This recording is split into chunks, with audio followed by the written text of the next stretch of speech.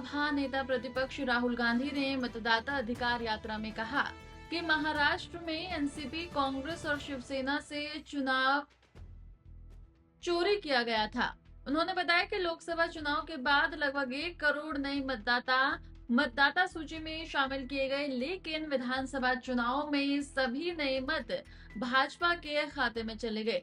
राहुल गांधी ने आरोप लगाते हुए कहा कि चुनाव आयोग और भाजपा ने मिलकर वोट चोरी की है।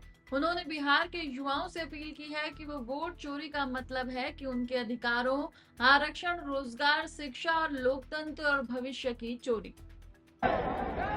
महाराष्ट्र में एनसीपी, कांग्रेस पार्टी और शिवसेना से चुनाव चोरी किया गया था।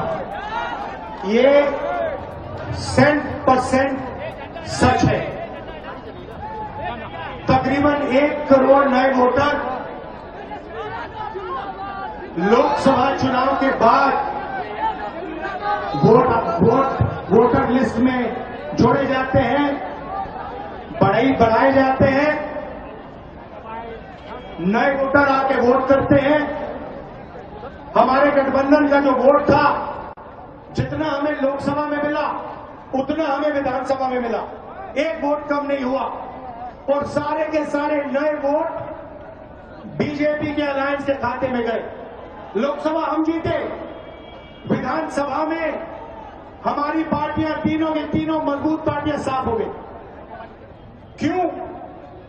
क्योंकि इलेक्शन कमीशन ने और बीजेपी ने मिलकर वोट चोरी की। उसके बाद हमने साफ दिखाया, महादेवापुरा में बेंगलोर सेंट्रल की सीट में हमने साफ दिखाया कि एक असेंबली में 1 लाख से ज्यादा फर्जी वोटर थे। बेंगलोर सेंट्रल में 7 विधानसभाएं हैं, 6 में हम जीतते हैं, कांग्रेस पार्टी जीतती है।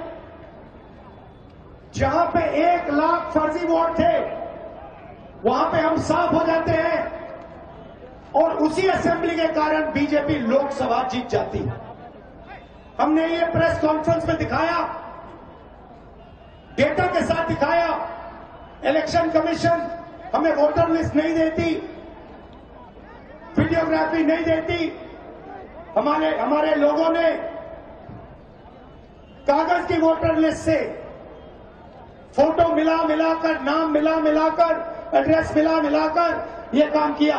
4 महीने लगे, 16-17 घंटे काम किया और हमने देश के सामने सबूत रखा,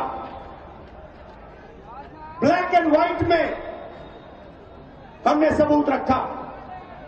बिहार के युवाओं को मैं कहना चाहता हूं, ये बिल्कुल सही बात है। देखिए, वोट चोरी का मतलब अधिकार की चोरी, वोट चोरी का मतलब आरक्षण की चोरी, वोट चोरी का मतलब रोजगार की चोरी, वोट चोरी का मतलब शिक्षा की चोरी, वोट चोरी का मतलब लोकतंत्र की चोरी, वोट चोरी का मतलब युवाओं के भविष्य की चोरी।